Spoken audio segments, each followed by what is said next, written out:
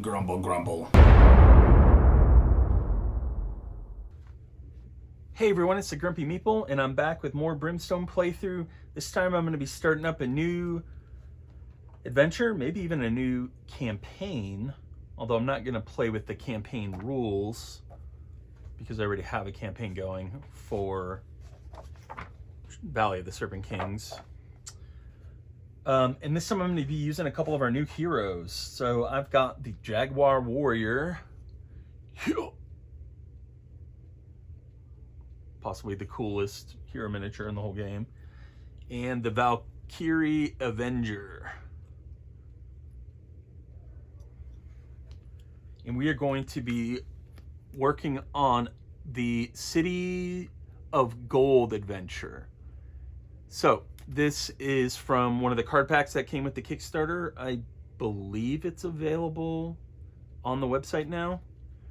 And it allows you to make any mission starting in the swamps of Dargono, Spanish Fort, or the canyons take place at the edge of a city of gold with the following modifiers.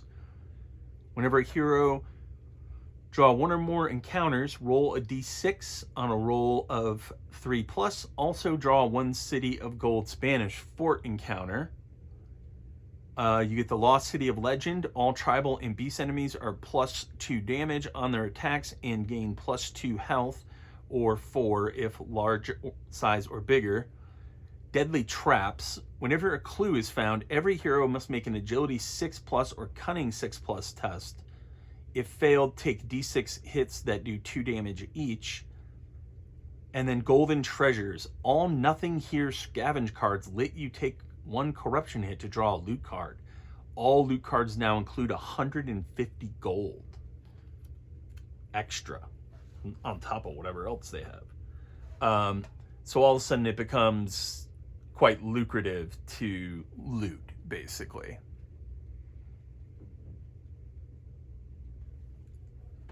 All right.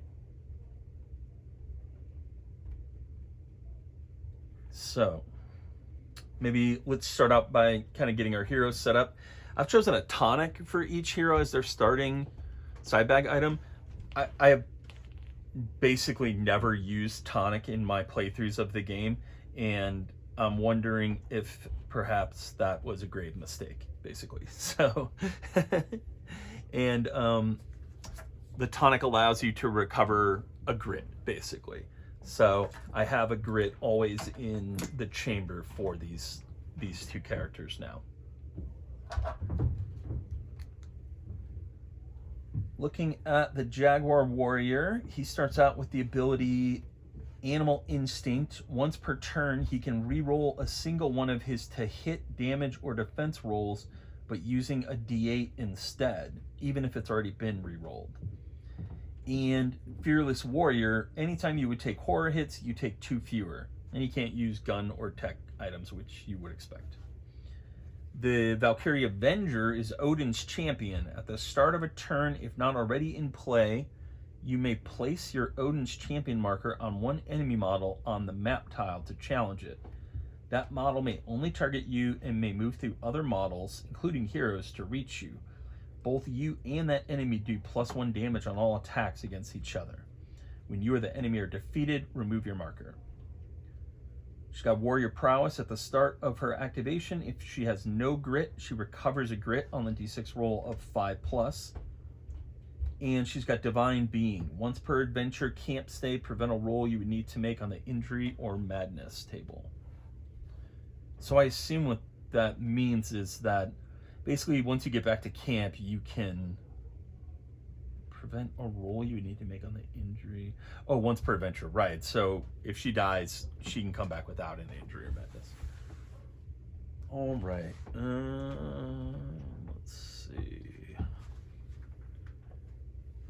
Yeah, so I think we can basically just get into it. So let's start with their personal items.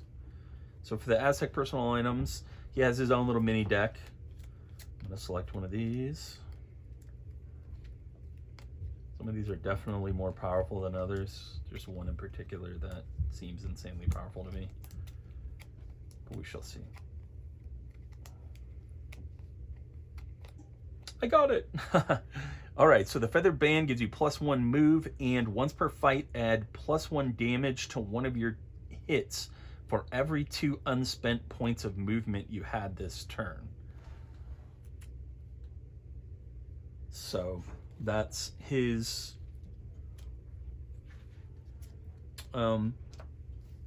starting item. And I like to do the starting items first because you know, that might inform how you build your character, basically. And I can't recall if there's an order of operations to that stuff, but I don't care if there is. And then for the Avenger, I pulled the Fur of the White Bear from the Norse personal items deck. And this gives her +2 health and +2 sanity.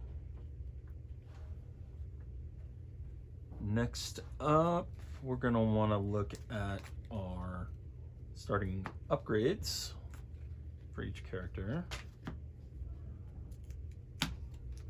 Jaguar Warrior gets the option Nimble Fighter. You may move through other models and automatically pass escape tests, and that gives him a 4+ on defense. So that's pretty good. Let's see if turning an additional light on is helpful. Might just create too much glare, but we'll see. Eagle Warrior. Use a D8 for move. You may recover a grit on a move roll of 1 or 2. At the start of your activation each turn, you may ready a once per fight item or ability you have. And he gets the Eagle armor to replace the Jaguar armor. I don't typically roll for moves, so I'm not sure how that would work. I suppose you would give yourself 6 move, because the default with a D6 is 4. At the start of your activation, yeah, okay. And then Brutal Combat. Once per turn during a fight, you may do one of the following. Use 1 grit to gain +2 combat for an attack, or recover a grit on D6 roll of 4+. Whenever you catch your breath, you may also recover a grit. That's pretty good in terms of generating grit. But this synergizes really well with the Feathered Band, so I am going to be an Eagle Warrior, which is appropriate because that is the miniature. That's how I built my miniature, to be an Eagle Warrior. All right, next up we've got the Valkyrie. Divine Defender. Once per turn, add +1 to one of your to hit rolls or +1 to all of your armor rolls just rolled. You may also give up your attack to recover an adjacent KO'd enemy, even if there are enemies on the same map tile. I mean, that's really nice. Treasures of Valhalla. Draw an artifact from a random world for you to use until the end of the adventure. Can't be traded or sold. At the end of the adventure, you can pay double the listed gold cost to keep it. Otherwise, you have to return it to Odin's Vault. I mean, that is just feeding you artifacts every adventure, which is like the dream of all heroes, basically. That's really interesting. Bringer of Death. Whenever you kill an enemy with a combat hit, gain +1 combat until the end of the turn. Okay, yeah, I'll take that. Those other ones are very interesting, but not that interesting. All right, so the Eagle Warrior gets the Eagle armor. So he's +2 agility, +2 initiative, +1 max grit. Okay, which is nice. That definitely synergizes with his ability to recover grit on a 1 or 2, because now he's max grit 3. He still gets the weapon. Your melee to hit rolls of 5+ are critical hits. That's pretty boring. I've seen that on all sorts of cards, so it's kind of lame. He gets the Aztec Spear, free attack once per fight, range 7, shots 1, uses the D8. Any model wounded by an Aztec Spear is -1 defense until the end of the turn. Limit once per turn. Yeah, that's really cool. And again, the Eagle Warrior being able to do this every turn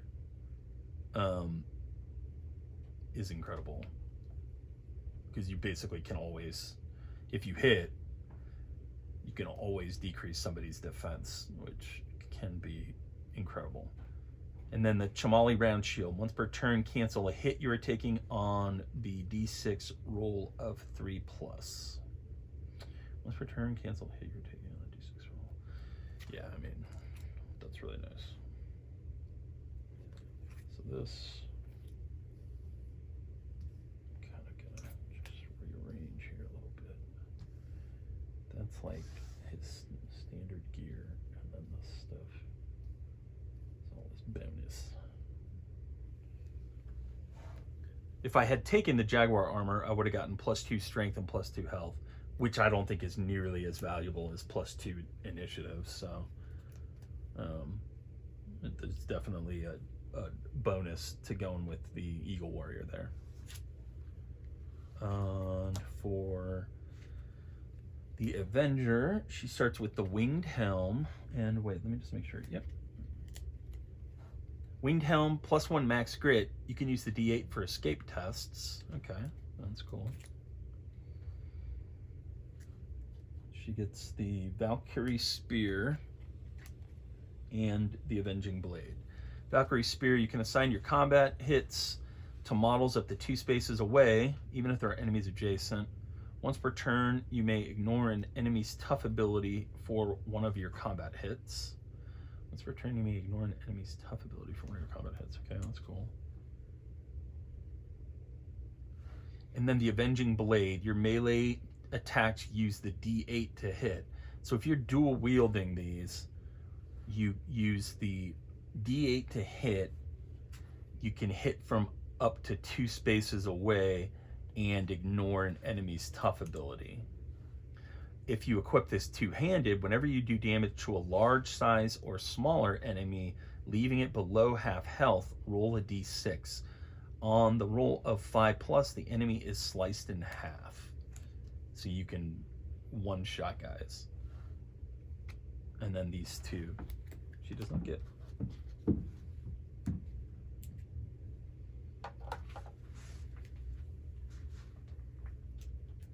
Just gonna put these away. You gotta be disciplined with your organization in this game if you want to be able to just pull it out and play it, especially with all this stuff. I was going to use a different word, but I decided against it. Becoming more couth. Let me see here. Let me make sure this damn camera is.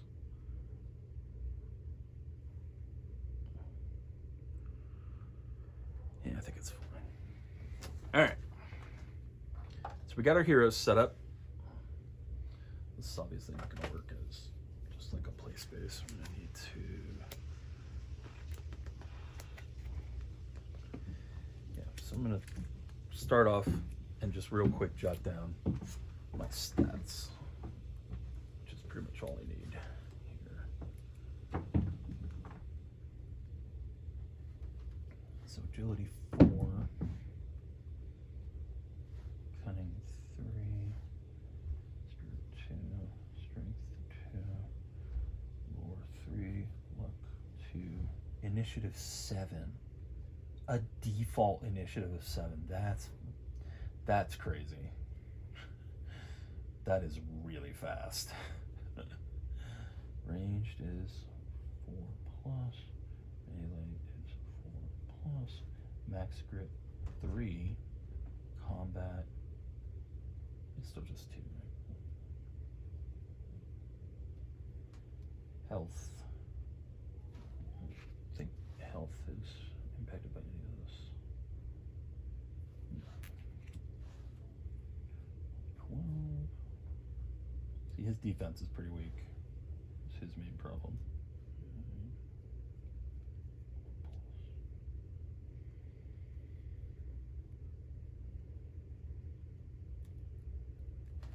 Okay.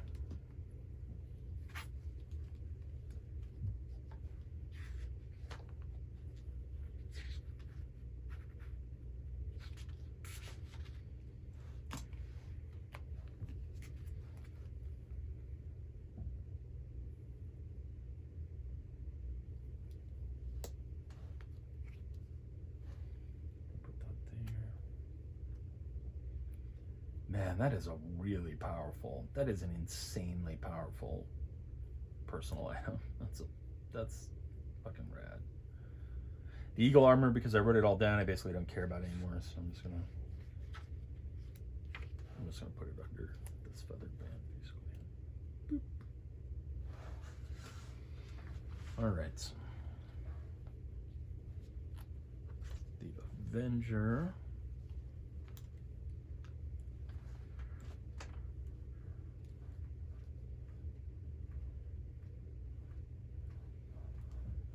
Is 3, 1,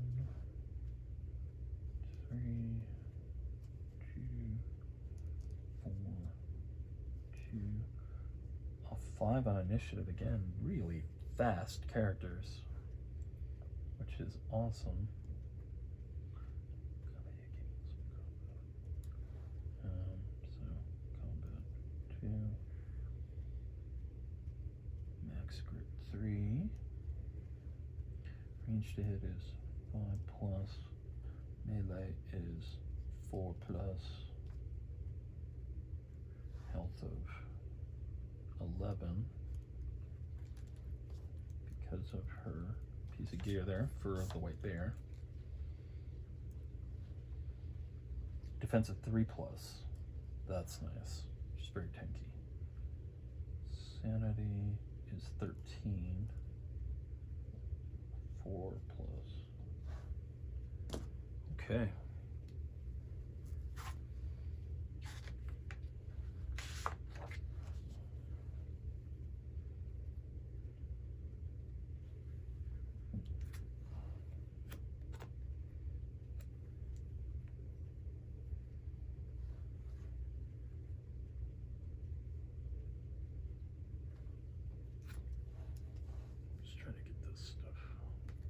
In a way that makes sense to me.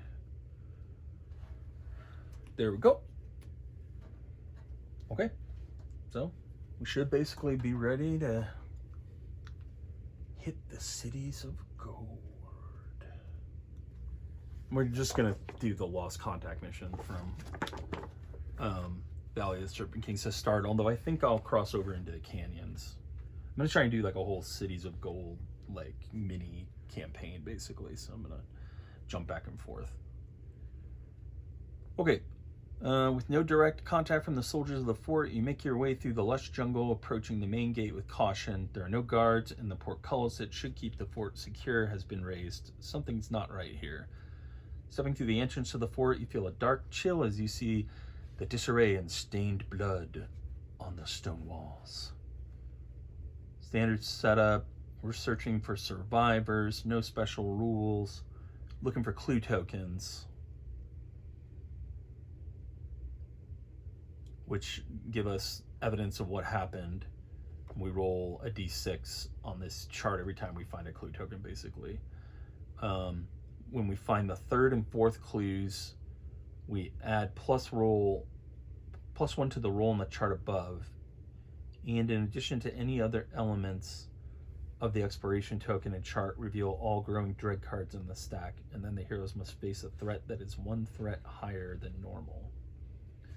After completing the second clue, the heroes have the opportunity to push their luck and press on, continuing to search for survivors or to claim victory and successfully complete the mission. They have this same choice again after completing the third clue. After the fourth clue is resolved, the mission is successfully completed. Reward is 25 XPs and 50 gold. If one or more survivors are found, each hero also gains an extra 200 gold. Mission has failed. Every hero must lose d6 times 100 and d3 Darkstone, if able. Lost into scramble to retreat from the fort. Alrighty. So we need our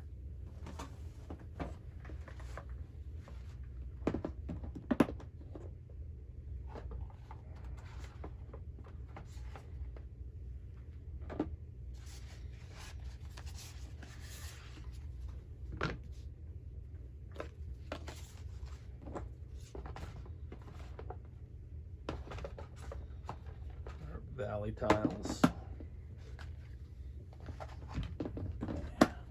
access out on the side.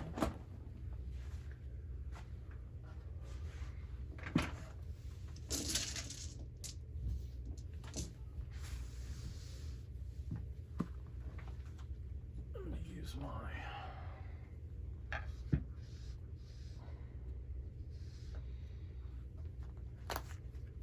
dice stepper for rolling. We'll see how that works out. All right, each character starts out there, and reminder, he has 7 move, she has 4.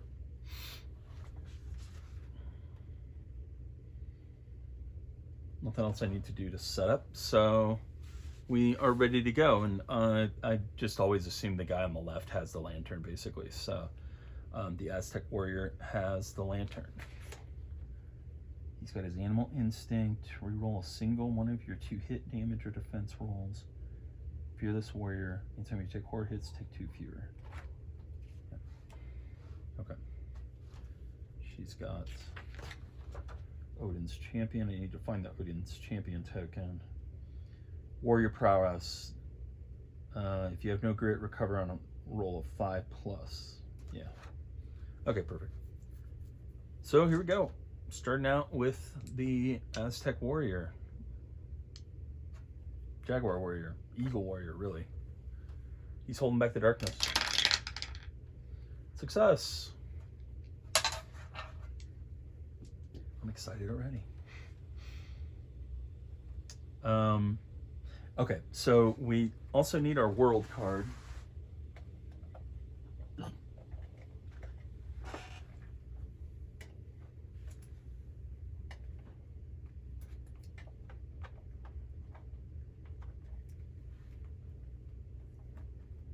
Which is really important in this case because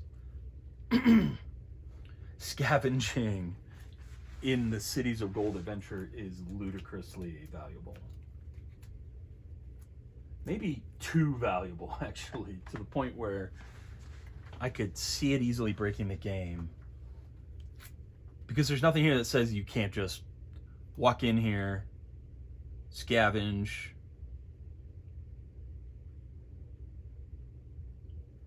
a bunch of rooms, take the corruption hits to get extra loot cards. The Spanish fort, you roll 1 extra die when scavenging, and just get a crap ton of gold, basically. But I guess we'll see how it plays out. So he's gonna move. He's gonna move to there, but he is gonna scavenge. So he gets 4 dice to scavenge with. 1 success. Of course, scavenging is dangerous, so there is that to consider. There's also the limit on scavenging per tile, although I can't recall what it is for 2 players. I'll have to look that up. I think it's once per tile. Nothing here. The area appears to have nothing of value. Okay, so because of the golden treasures, that is actually not true, because this nothing here is actually worth 150 gold. If I take a corruption hit. So I get 10 XP.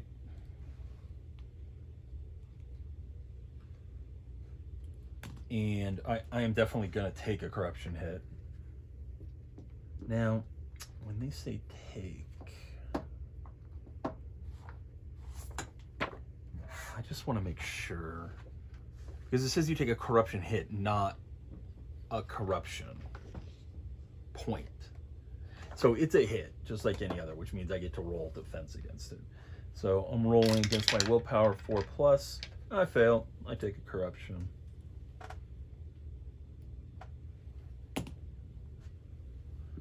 But I get to draw a loot card.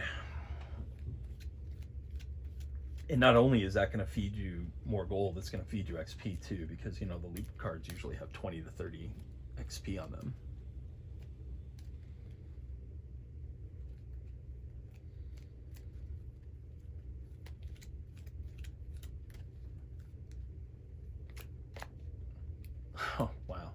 The ancient statue is worth 20 XP, so I'm up to 30 XP.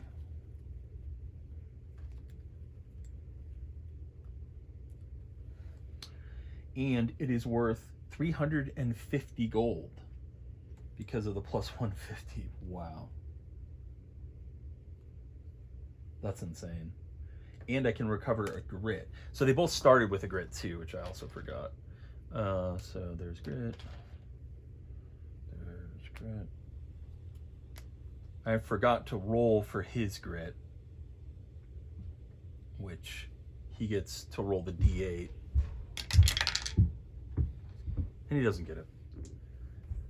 But he gets to recover a grit because of that card, which takes him up to 2 grit.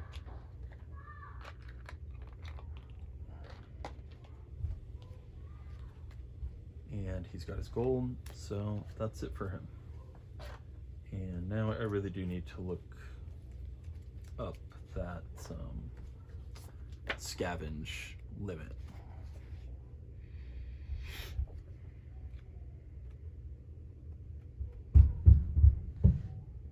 Yeah, 1 scavenge per tile.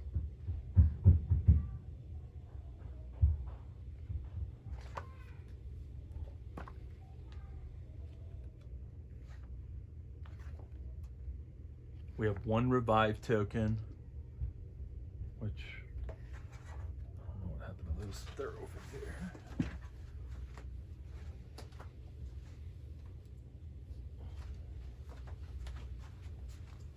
And we're facing low threats. And I'm not going to use the heroic efforts because these guys are pretty powerful, and there are 2 of them, so there's no reason to make this completely trivial. Tile is scavenged. And it's the Valkyrie's turn.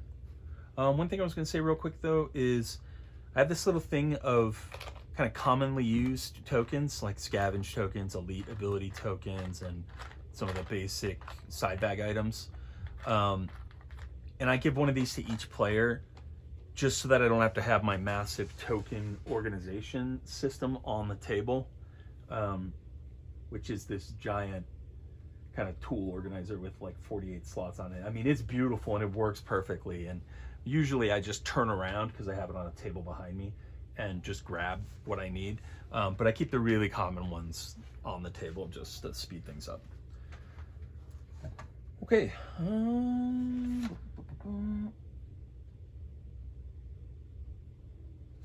All right, yeah, so she's got a movement of 4, but she's gonna roll, and she's looking for 5s or 6s for grit, which she gets. Going into the mission with 2 grit plus tonic is pretty dope. I'm not gonna lie. I might not even have enough grit tokens in here for all this grit. This is some crazy grit. Damn, I forgot to use my sweet Norse dice for rolling her move. Okay. So she's just got her normal movement of 4.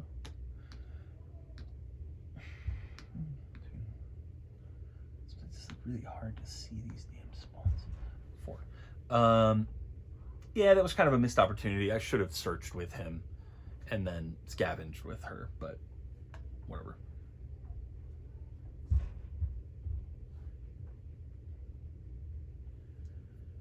And that's it for that round. So comes back around to holding back the darkness. 4 and a 5. Wow, success again. Incredible. Holding back the darkness is really hard. It's really easy to get stuck in a cycle where you fail just over and over again. So he is going to search the room ahead, or explore, or look through the door, or whatever terminology you want to use. So he gets 5 experience for that.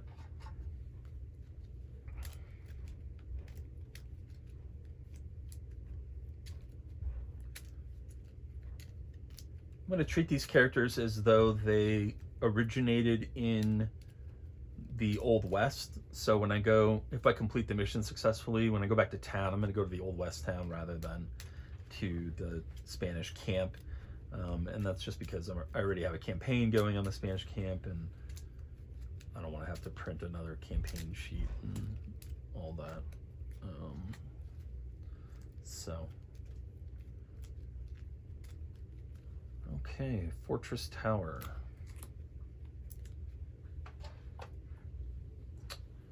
Now, what do I want to do about the advanced encounters? Typically I play them. No, I'm definitely not playing them because I'm so fucking tired of seeing them in the Spanish fort. Because there's a very limited number of them. So, and plus this mission gives you plus the potential to have a Spanish fort encounter in every room. So we just need the Fortress Tower.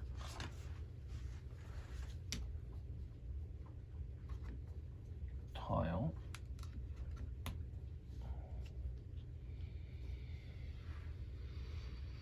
And an exploration token.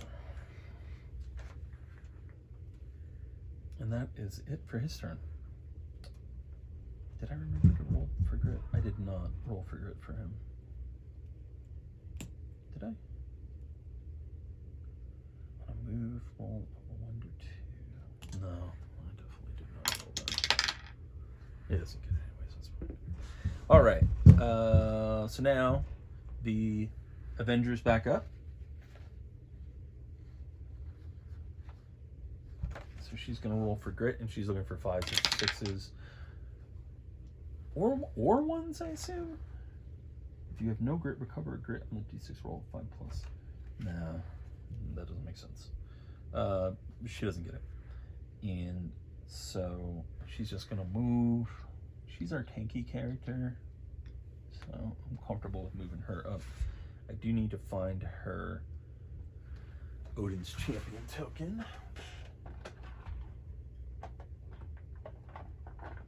Which I'm hoping is right where it should be in my hero tokens thing. So this sits inside my organization solution. It's just one of the many kind of pullouts, and I keep all the hero related tokens in here, and there it is right there. So that was easy. Might as well grab a couple of side bag tokens while I'm here. Didn't have them before. So you can see the organization is like everything basically in this game. It is the road to making the game playable, in my opinion. All right, but that's it for her turn. So now we reveal the encounter. Okay, so it's an encounter with a gateway. I'm pretty sure in this mission you can't go through gateways.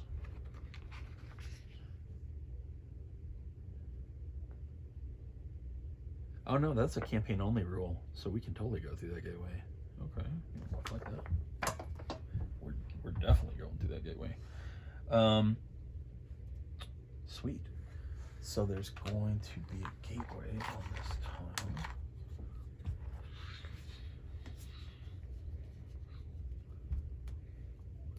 Where it leads, we do not know.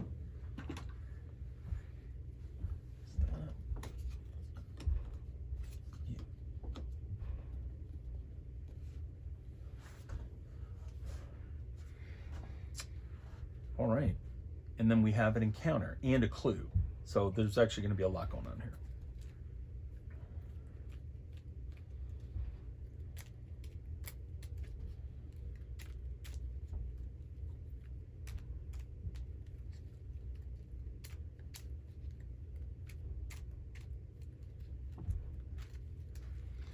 Gotta shuffle that encounter deck.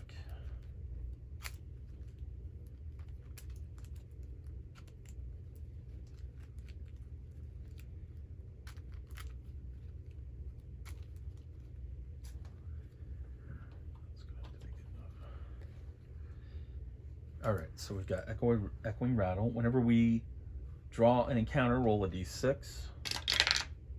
on a roll of 3+, also draw 1 Cities of Gold Spanish Fort encounter.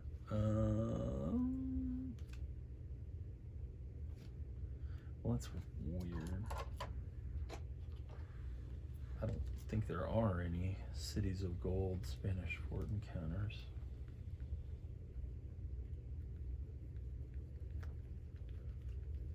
Yeah, well, that's a little bit of a misnomer. Because the game doesn't come with Cities of Gold Spanish Fort encounters. It comes with Swamps of Dragono Cities of Gold encounters. Cities of Gold, which is fine, but they might want to clean that up. But they never will, so. Something to note. And that's why I keep my adventure cards separate that come with the encounters that come with the adventures. I keep separate. All right, so we're gonna get that. Then also finding a clue, roll a d6. A 5, splintered crates. Add a growing dread card to the stack, and each hero gains d3 + 1 Darkstone. Alrighty. Yeah, there's my growing dread.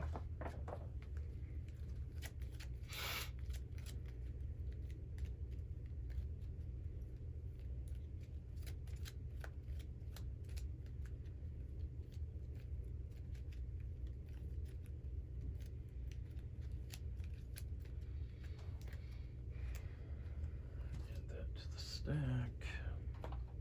D3 + 1 Darkstone for each hero. So she gets 2.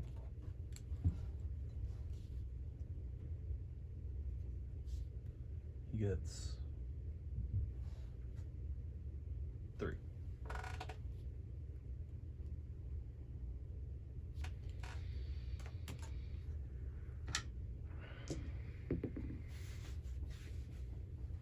And now we start working through our Cities of Gold adventures.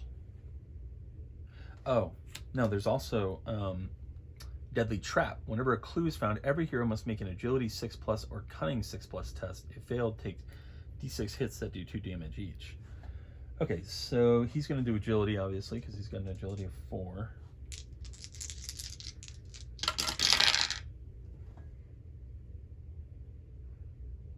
Which he passes quite handily.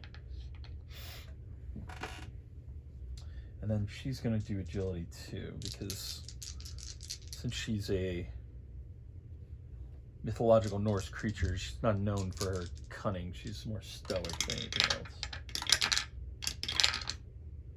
And she passes. No, you have to have a 6. She fails. Yeah, okay. So she takes d6 hits that do 2 damage each, but her defense is really high, so I'm okay with that. Oof. 5 hits that do 2 damage each.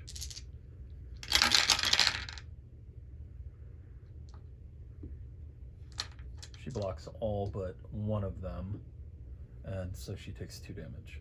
I do not have my damage tracker and sanity tracker out for these characters yet. I printed these up to hold D20s to track that stuff, which is a system that I love. So he's at 12 health. Much easier than trying to write it down or something. She is now at 9 health.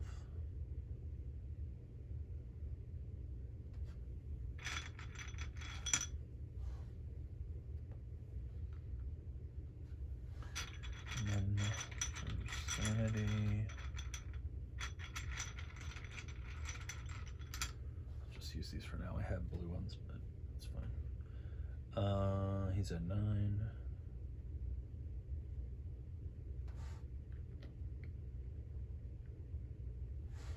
And she is at 13.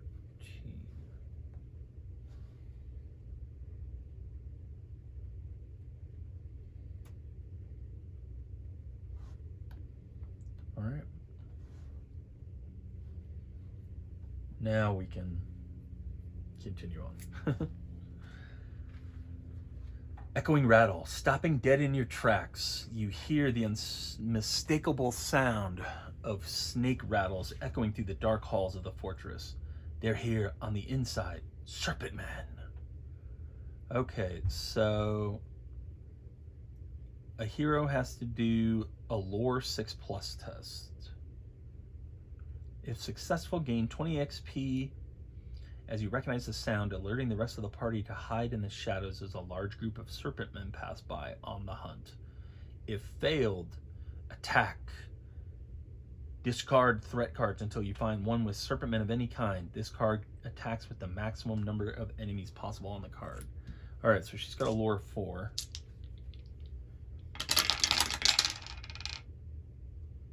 What did he need? Lore 6+. Should go ahead and spend a grit to re-roll that.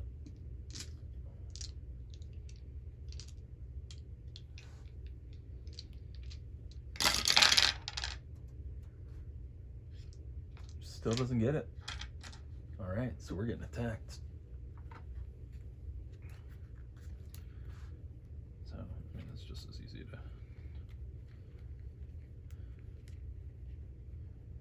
Yeah, okay, there we go. Okay, so right off the bat, we're facing a Serpentman Shaman. At least he's not ambushing us. Cool. I don't think I've ever fought these shamans quite yet. Here he is.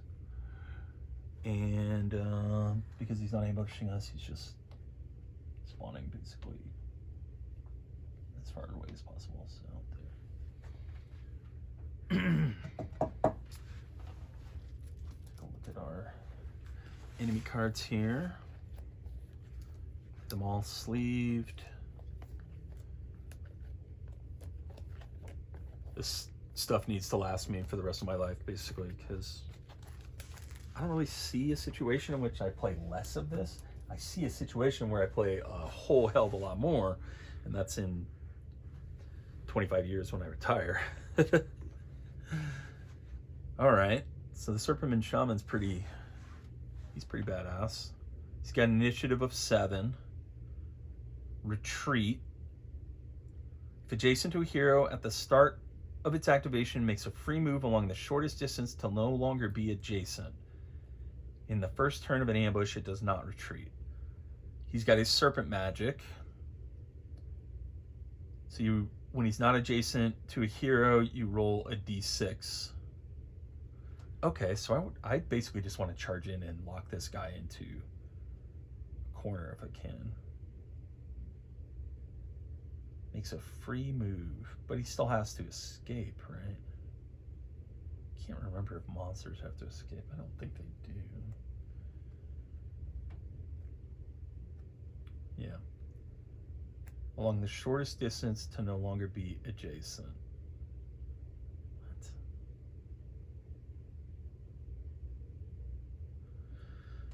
What? Anyways, so he has the possibility to target or to cast serpent magic. He starts with a random shaman juju trinket card. Instead of doing damage, a critical hit on the shaman may be used to knock away a juju trinket or discard it on a d6 roll of 5 or 6. Moves through other models and changes targets each turn, and his weapons, serpent shaman, to hit rolls of 6 cause double damage. Cool. All right, so let's get his juju trinket out.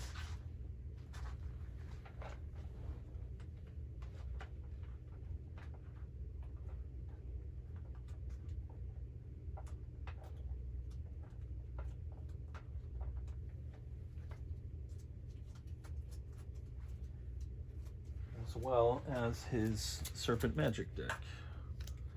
So here's his trinket, the Nessa's Rattle.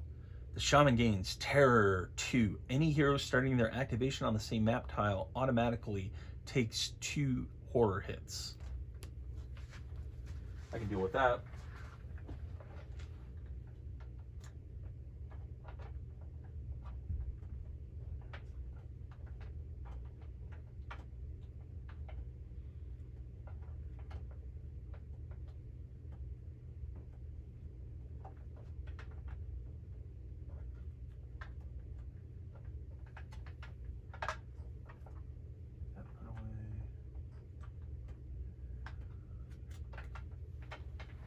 get his Serpent Magic deck out.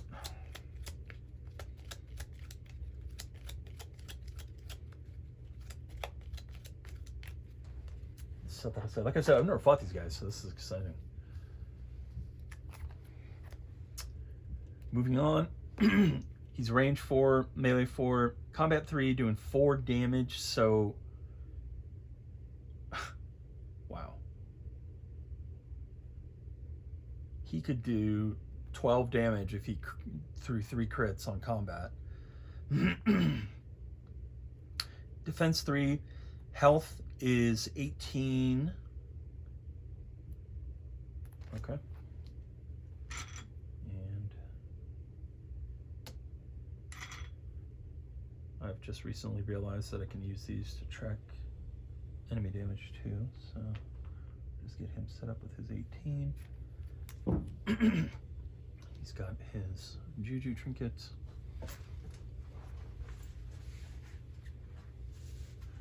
Where the hell did that guy even come from? Echoing rattles. Okay, right. All right. And then the second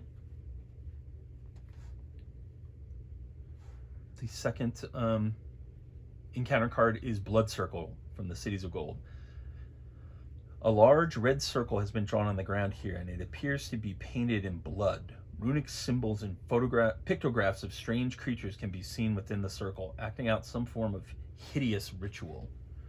Whatever this means, it can't be good. You make another lore 5+ test, again with the Valkyrie. That one she passes. If successful, gain 15 XP, and you may look at one card in the Growing Dread stack for each. If successful, gain 15 XP, and you may look at one card in the Growing Dread stack for each 5+ rolled as you interpret the scrawled images. The evil within. Dark thoughts flood into your mind as you look around at your friends. They never really liked you though, did they? They want all the loot for themselves. Maybe you should give them what they really deserve.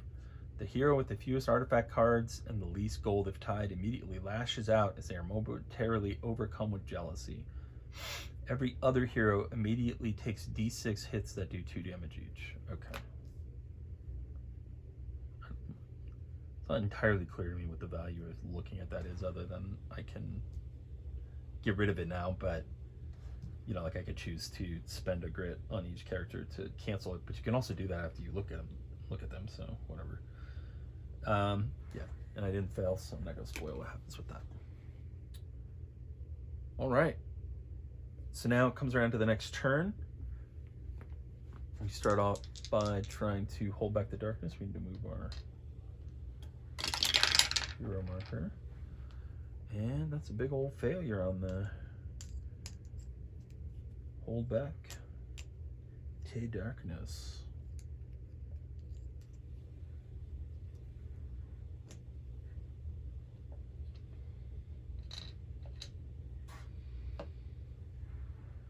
All right, so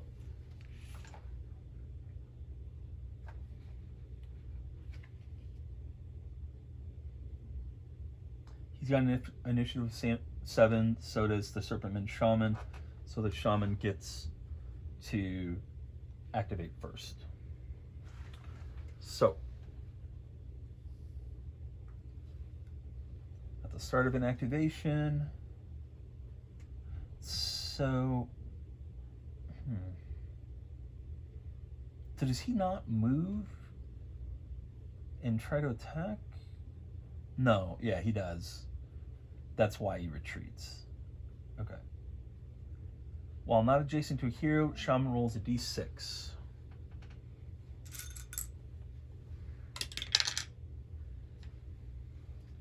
On a 1 to 2, it targets a random hero and moves to attack as normal. On a 3 to 6, it does not move and casts a random spell from the Serpent Magic deck. Okay, I see. That's how the Serpent Magic comes in. All right. Hex Bolt. The Shaman targets a random hero in line of sight and unleashes a Hex Bolt at them. That hero immediately takes a number of Hex hits equal to their current luck skill. Interesting. Neither of these guys have particularly high luck. These hex hits do d6 wounds each, but use willpower to prevent rather than defense. Interesting. All right, so random hero. 1, 2, 3, 4, 5, 6. It's her. So she's taking d6, 2. Okay, yeah, takes a number of hex hits equal to their current luck, which is 2. So she's taking 2 hex hits, defending them 4+. Let's make sure there's nothing else here that's helping us.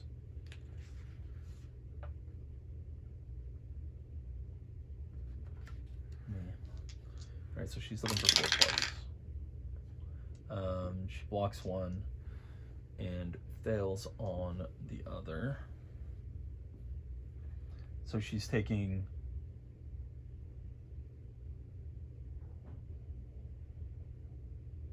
d6 wounds.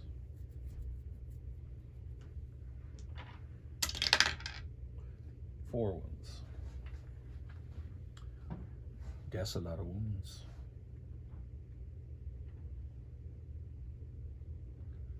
Damn.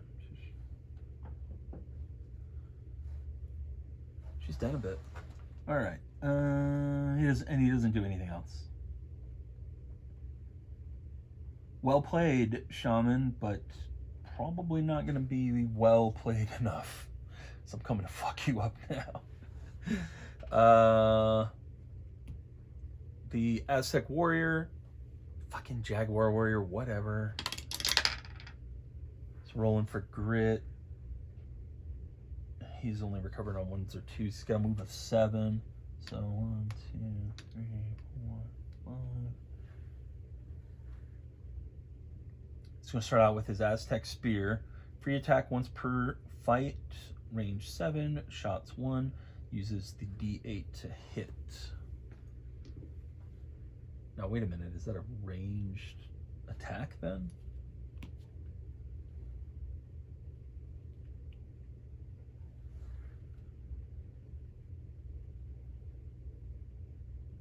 I mean, it has shots, so yes. All right, so he rolls a 3, which misses. Book. If I could have wounded him, then she would have been -1 defense. But that's fine, that's fine. Use a D8 for move, you may recover a crit. Move roll 1 to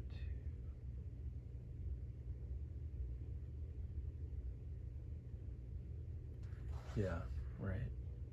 All right, so he's doing his attack, but first I need to just track. He moved 1, 2, 3, 4, 5. So he had 2 remaining move points, which means he can add +1 damage to his attack. He's attacking. Once per turn, you may reroll a single one of your 2-hit damage or defense rolls using a D8 instead. Is it worth it?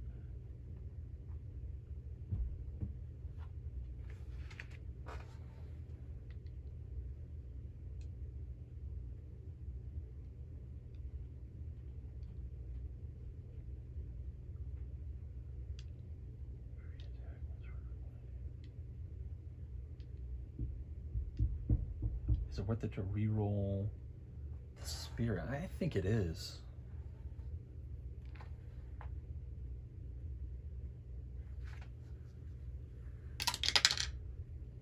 Yeah, got it. And a crit, no less. Right? Because if you roll in the D8, 6 over a 6 is a crit. All right. He's not resistant to crits, so he's gonna take at least 5 wounds. Yeah, so he takes 5 wounds from the hit.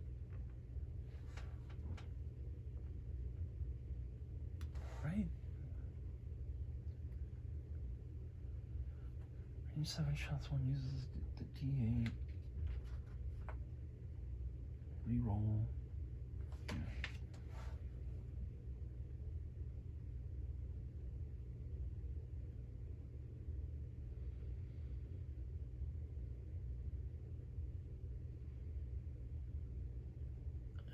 I think I did all that right. Nothing. Yeah, it gains Terror 2. Starting their activation automatically takes 2 horror hits. So I should have taken 2 horror hits. Also, I don't think I rolled for grit. But I'm gonna just have to swallow that.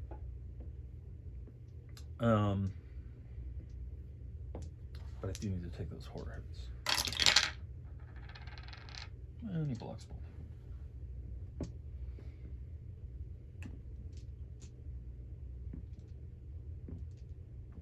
Oh, and then once per fight, he can add a damage. So I'll just go ahead and add that damage there. So he's down to 12 now.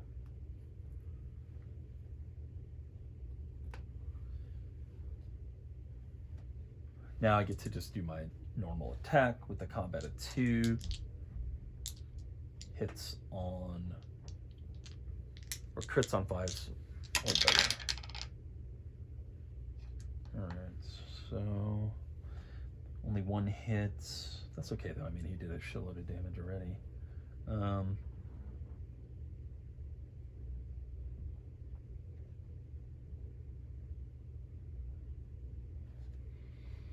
1 hit doing 4 damage, so 1 gets through, and he's down to 11.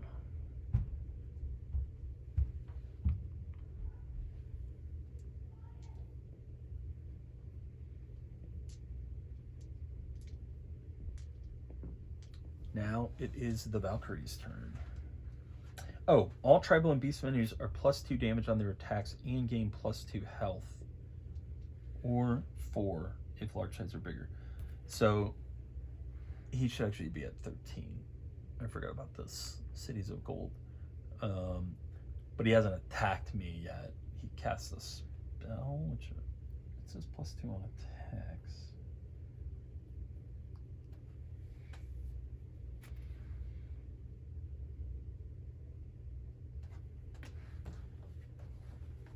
I just want to make sure that she shouldn't have taken even more damage.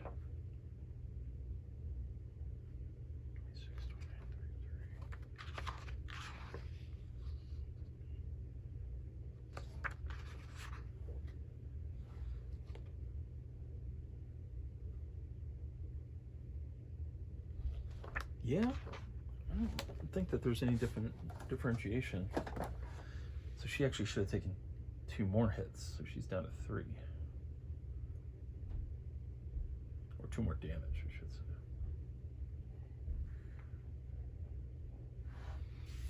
Alright.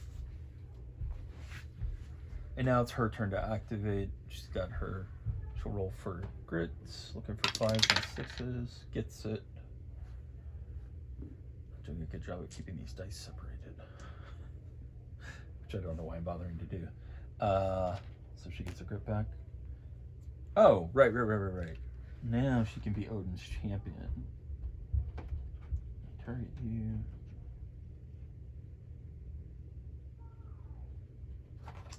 Which I don't necessarily think I want to do. That puts her in a lot of danger. So she's gonna move right there. And she's going to use the Avenging Blade two-handed. Uses the D8 to hit. So I actually need another D8.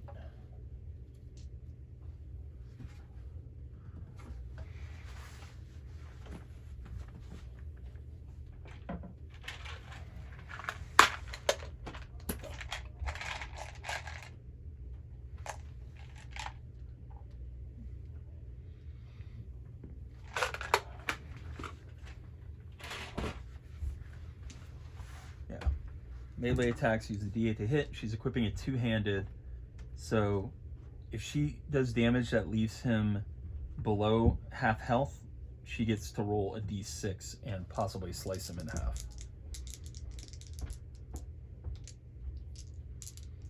Anything else I need to know about her attacking?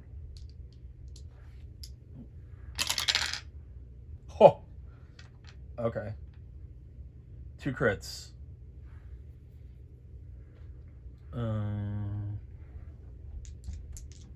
Doing...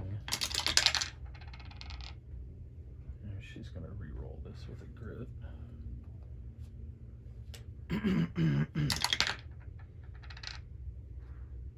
Great. So 2 crits doing 7 direct damage. Takes him down to... No other bonuses to damage? I believe so. Takes him down to 6. He's definitely below health, so now I get to roll a d6. And if I get a 5 or better... Nope. Could have sliced him in half there, but didn't. That's okay, though. Oh, and our experience. Shit. That's okay. I'm just going to divide that up at the end. All right, comes back around to holding back the darkness. Success. Shaman's activation starts by makes a free move along the shortest distance to no longer be adjacent. So moves there.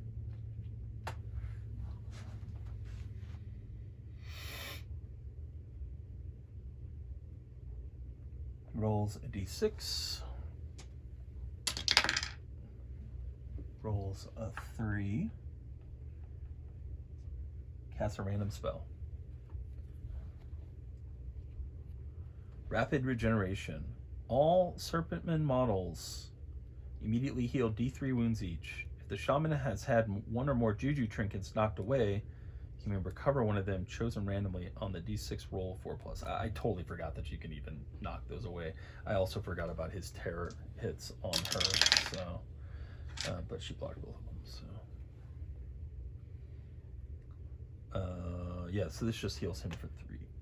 So that's interesting, much less dangerous when he's by himself. And likely not enough to save his ass, but we'll see. Should I guess I should be shuffling these back into the deck. I don't. I'm not going to do that. I want to see some of the different spells that he can cast. All right, so now it's back to my Eagle Warrior's turn. He is rolling... Should I roll a d8 on grit? Yeah, I guess I should actually. That is not a legit roll. Oh well. Yeah, so he is moving 1, 2...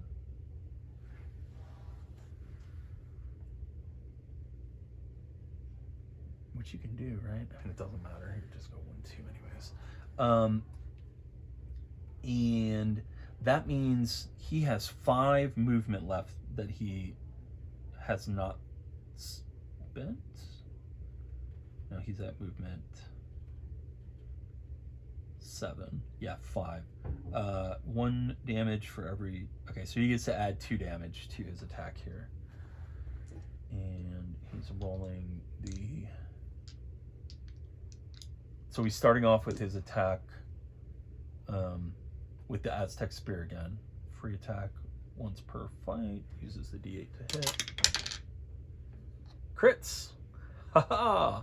Oh, I forgot he was -1 defense too. He would have taken an additional damage from her. Lot to track. And these are brand new characters, so, you know, it takes a little while to get used to them. He crits with the spear, doing 3 damage straight through, taking him down to 5.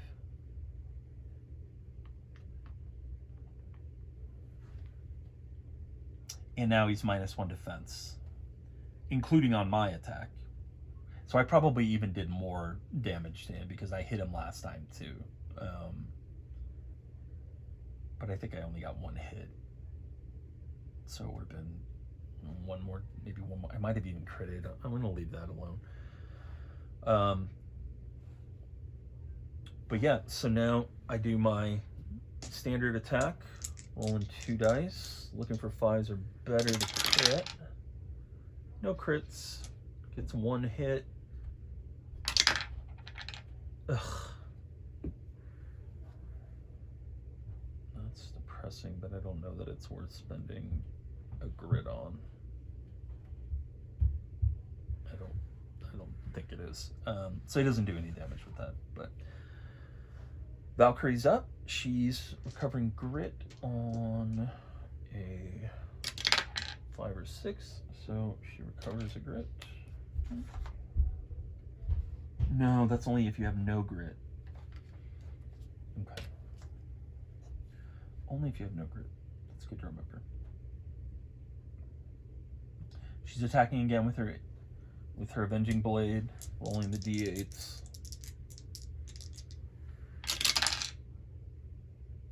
That's another 2 crits.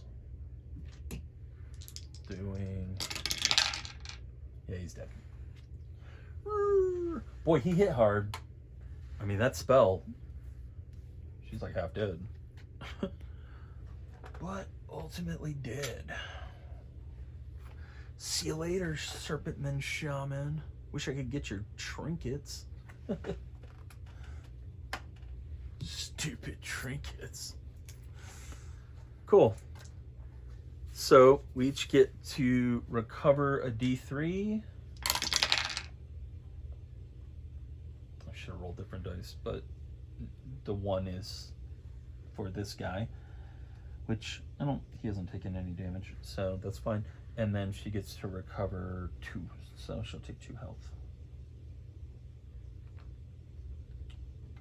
And then we each get a loot card, which will include 150 extra gold no matter what. Man.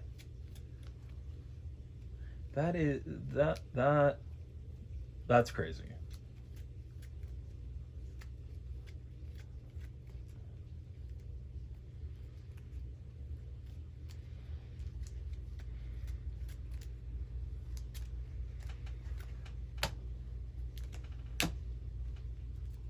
Fucking Darkstone. All right, so he gets another 350 gold.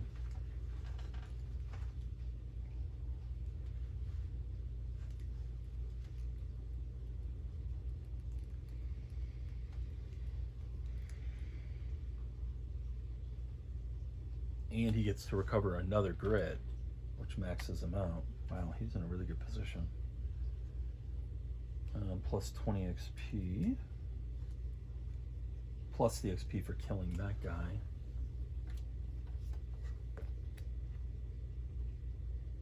She landed the killing blow, so she gets the 10. He had 20 health.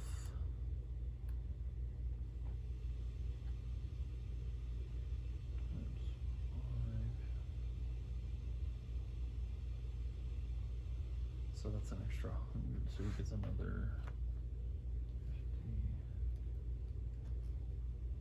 50, 70. Which takes him up to 105.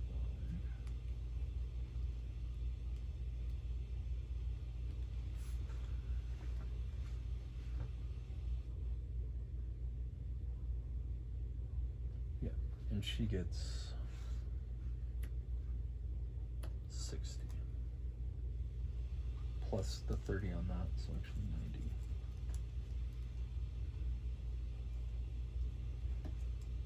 And a Darkstone, which takes her up to 3, but she also gets 150 gold.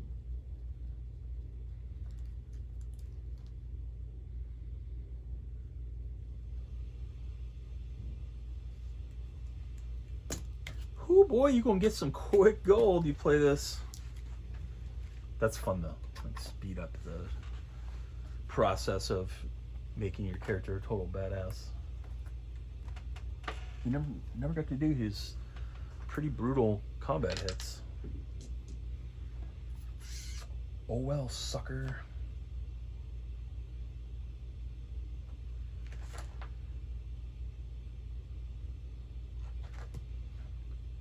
I don't think there's anything else unusual happens there. I need to remember that he gets to re-roll with a D8. So that is freaking huge. All right, so goes back to holding back the darkness.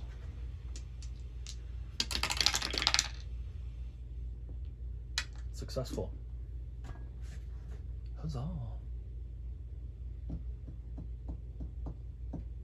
His turn, I mean, he's maxed out on grit, so he doesn't even need to roll for that. Yeah, he's going to go ahead and explore.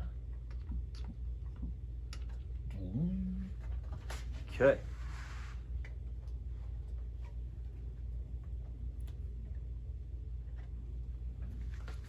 This is exciting. Because I've mostly been playing the Valley of Serpent Kings campaign, the early missions, which don't allow you to use gateways, basically. If you're playing them campaign mode. So it is a gateway to the Blasted Wastes. Oh boy.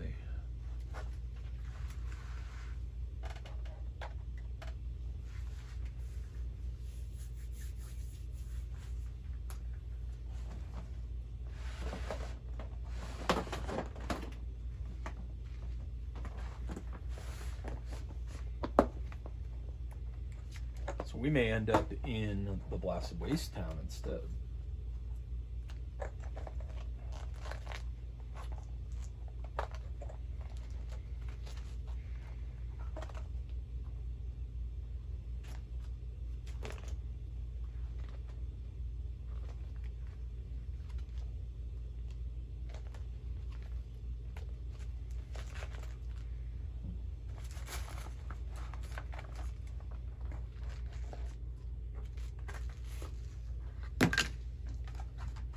For now, we needn't concern ourselves with that.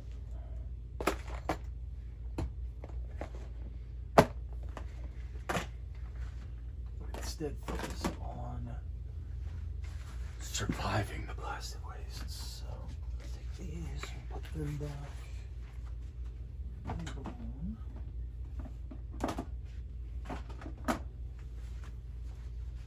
Got Blasted Wastes rule book, which I have on the side over here.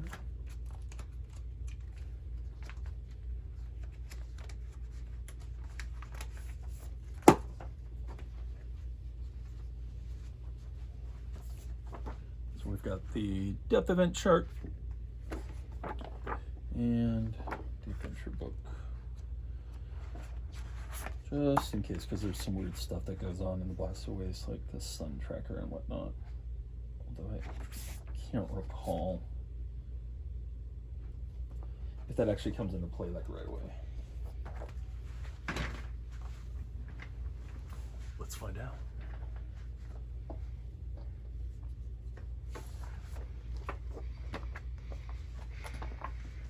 So he is looking through. So a little more cleanup needs to be done. Grab these 2 ducks.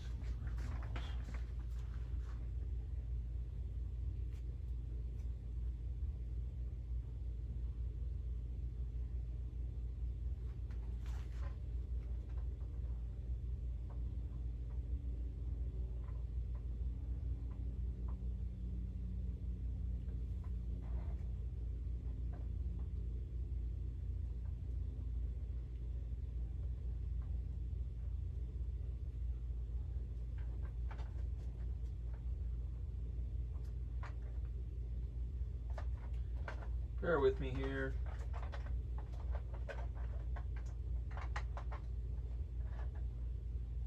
There's almost no chance I'm going to edit this out. But I have to keep this stuff organized. That's the cardinal rule of Shadows of Brimstone.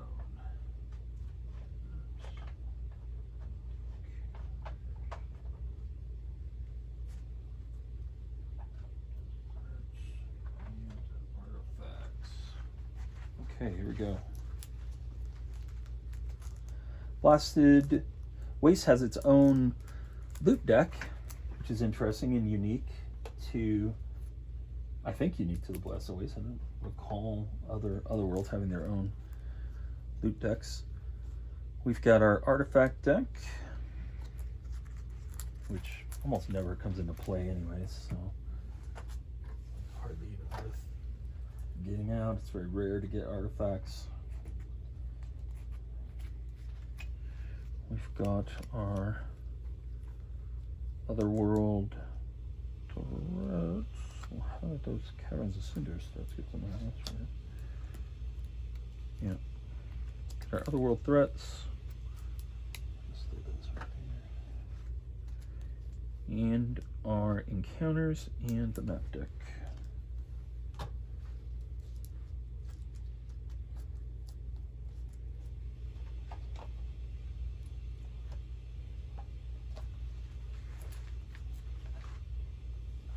I'll just easy to clean up. I'll just leave this stuff in. I'm gonna put these Otherworld threats back where they belong, and we're good. So now we'll just shuffle this up. Nice big map deck, always appreciated. Really fucking tired of the Spanish Fort map deck. Can't even get into how exhausted I am by those 8 rooms or whatever.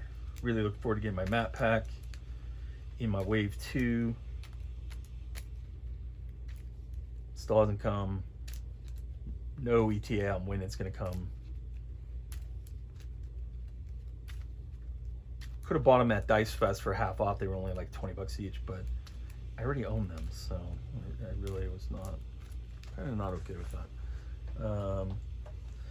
All right, and we are going into the Bleached Boneyard.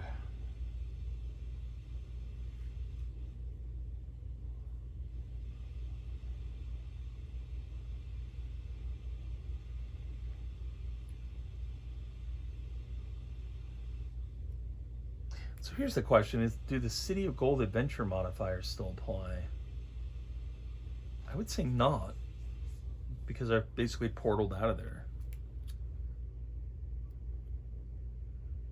That's weird, though. I mean, it's supposed to modify your whole adventure. Choose to make any mission starting in the Swamps of Drago to take place at the edge of the City of Gold. Yeah, I suppose it still does. So we need the Ocean of Bone card. Where are you, Bone Ocean? The Ocean of Bone.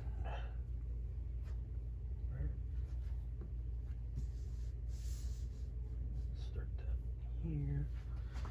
Need Blasted Waste tokens. There you go. Separate token organizers for each other world. Just finding stuff like this much easier. I'm basically an organizational savant when it comes to this game. I have everything organized just how I want it. I don't need that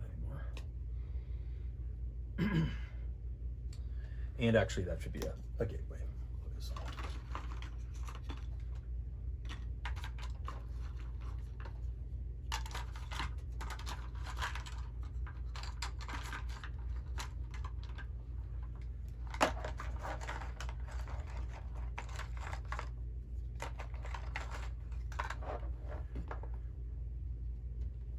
Okay.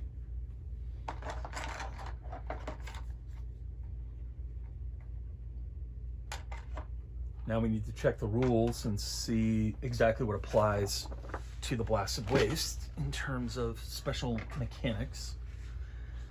So we have the world card, Wasteland. Whenever a natural 7 is rolled for the... What is a natural 7?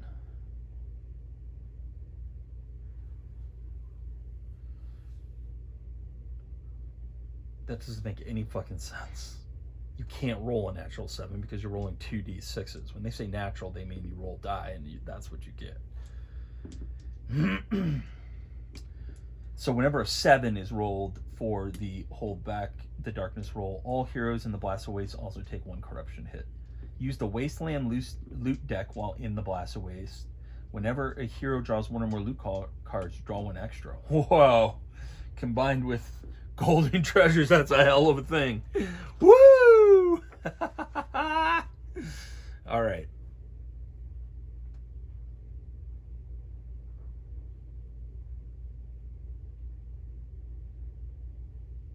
New types of currency. The sun tracker. It's, yeah, used in the Blast of Waste to show the current time of day.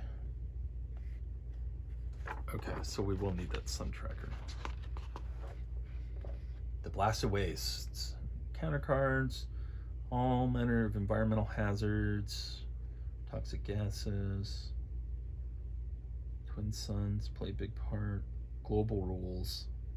Yeah, whenever you roll a 7 on the hold back the darkness roll, take a corruption hit from pulverized darkstone dust in the very air you are breathing.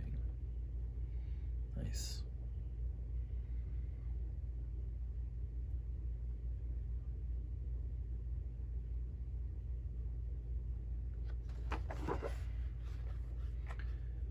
All right, and then the sun track. Sun track is used while in the Blast of Waste to track what time of day it is throughout the adventure. Here lieth the sun track.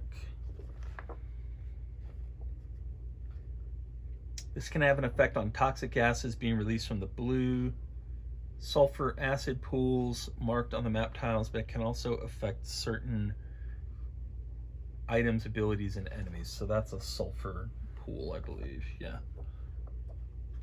All right, so you roll for the time of day. First time the Blast of Waste map tile is placed, the heroes roll, set up the sun track and roll a d8. For fuck's sake. 8. So it starts out at dawn. The dawn of the first day. Where's the little, what is the little tracker that you use? Right. Okay.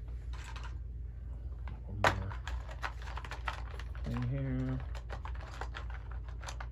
The day tracker. This is cool. I have not played much in the Blast of Waste. I spend so much time organizing, painting, and repainting. It took me years to come up with the paint style that I'm happy with, and I've redone all the miniatures multiple times. I spent so much time doing all that other shit that I actually, in the grand scheme of things, have not seen a lot of the game beyond like starter missions for basically the 3 original core sets, and now even the adventure sets. So I've only played here a couple times.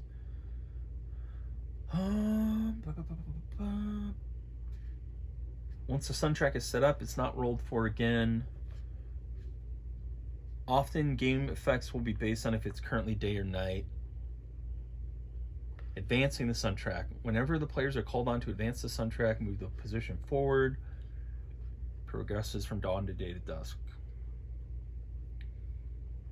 Note, it is possible for the sun track to advance many times during a single adventure, or not at all. This can be ascribed to the unusual orbit the planet has around its twin stars, as well as the shifting time that plays tricks on your mind under the intense heat of the blistering suns. I really like that they wrote that in, because obviously you're using a random deck of encounter cards, and so it's possible that this thing is just going to be constantly moving depending on what you pull, and they try to explain it here, which is very cool. And then the night mist. At night, the sulfur acid pools that pepper the Blast of Waste begin to bubble and boil, releasing a toxic night mist in the air, choking and burning those nearby. While the sun track is in the night position or dusk, which counts as night, the following effect applies. At the start of a hero's activation each turn, if that hero is on a map tile that includes a blue acid pool, they immediately take 2 hits that are keyword poison, or just 1 hit if it's dusk. So if you're on the map tile at all, you take it. This effect applies to any hero that is on a Blast of Waste map tile that includes 1 or more blue acid pools as part of the art on the tile, including heroes that are in between tiles. No additional effect for a hero that's on 2 different map tiles. You're either affected or not, so you don't take multiple hits. Okay. And I'm assuming that there are likely some rule reference cards that I'm gonna need to remember how to do all that shit. I keep all my rule reference cards together so that I can just see, there you go right there. That's one for the Blast of Waste. Just makes it easy to find them. There it is. Blast of Waste, Sun Track, day and night. So we are definitely going to need that. That's probably it for now. Yeah.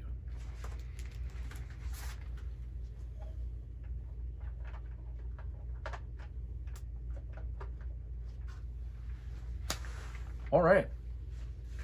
So we're ready to go then.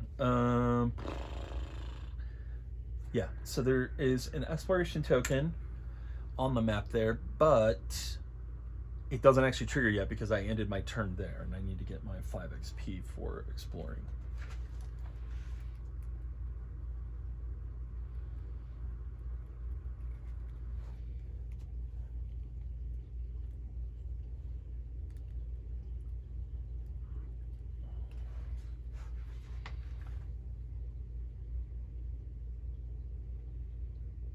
All right. So coming back around, it is the Valkyrie's turn. She rolls 4 crit, does not get it. She's gonna move. Let's see, even she can't get there. So she's gonna stop there and she's gonna scavenge.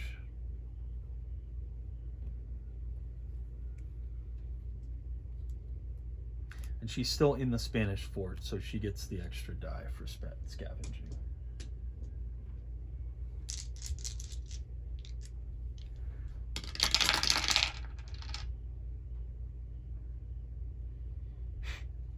And fails. Fuck you. Okay, so then it just comes back around to the holding back the darkness.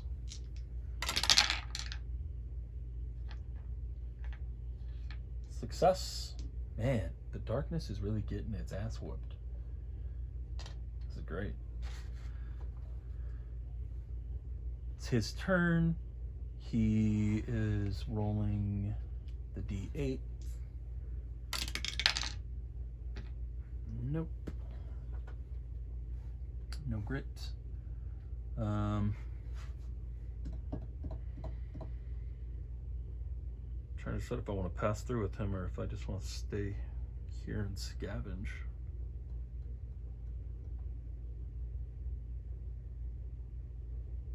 No, he's going through. So 1. I mean, he's got a ton of movement. And I don't believe that it stops you the way it does if you walk onto a tile. It stopped him there, but not here. So 1, 2, 3, 4.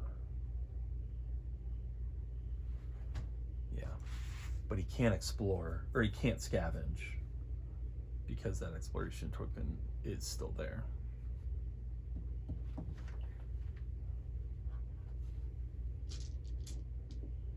I don't believe you can scavenge if there's an exploration token on the board. At least not in the scavenge, not in the token space.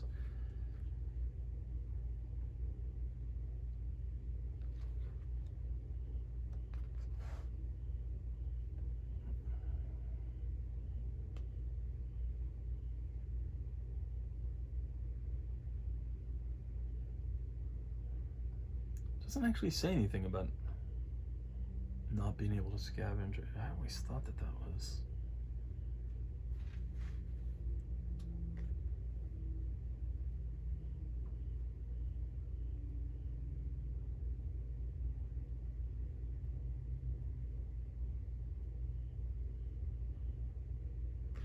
No.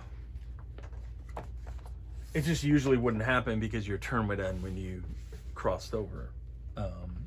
And because you would have used your turn to look through, to explore instead of scavenging. So he can totally scavenge, which he is going to do.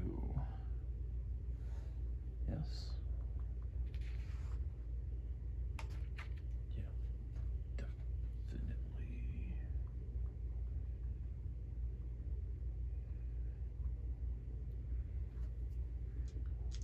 So, 3 dice.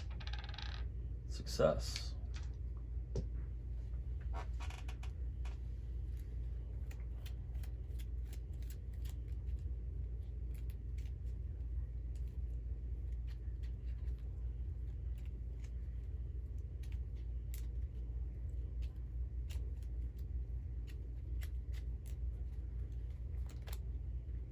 Cursed Gold. 10 XP.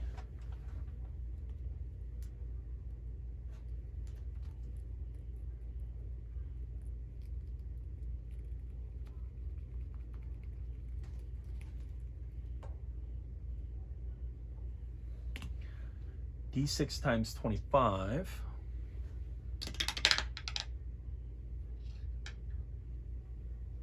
So 125 gold.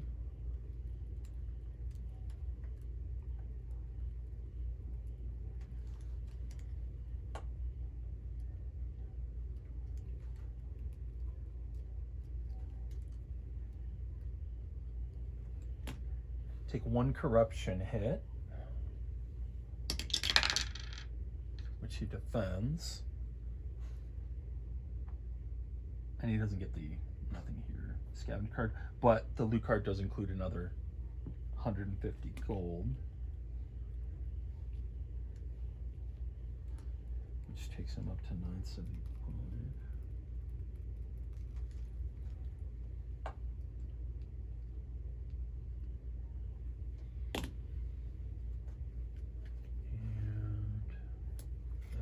That's it. Okay. And that tile has been scavenged.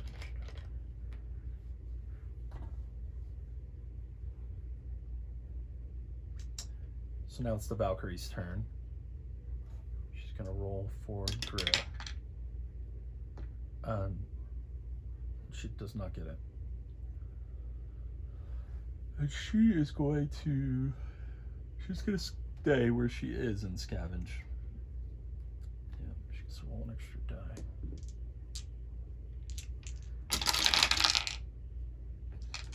She gets a success.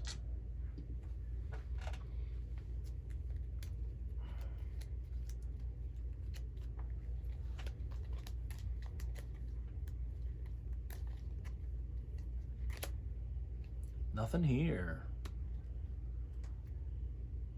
The area appears to have nothing of value, except whenever there's a nothing here, I can take a corruption hit to make something be there. So she takes 1 corruption.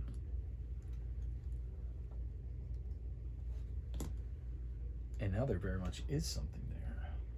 There is a loot there.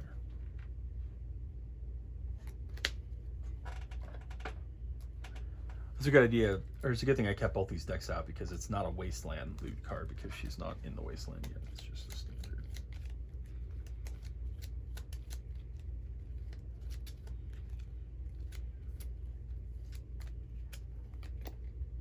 Man, I swear I never get any fucking gear out of these things.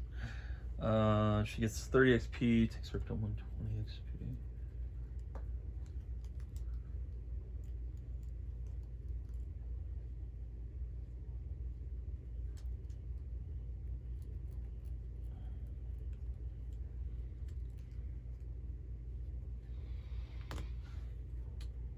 $2d6 times 20 gold.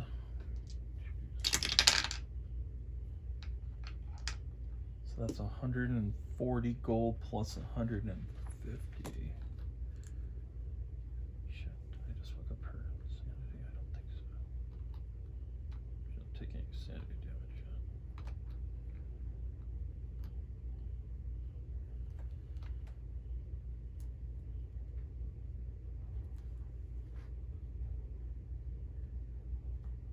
So with the 150, 300. What did I say?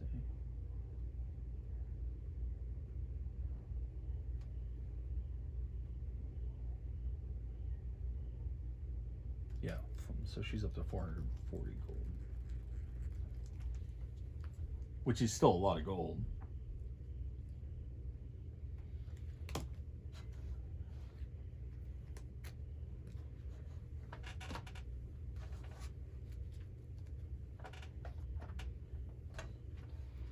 And now that spot is scavenged.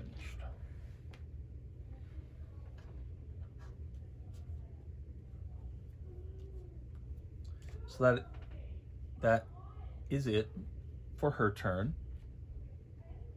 And I'm actually going to call it there. So we will pick this up next time after I go help my wife do a little parenting. Hope you enjoyed it, and I will talk to you later.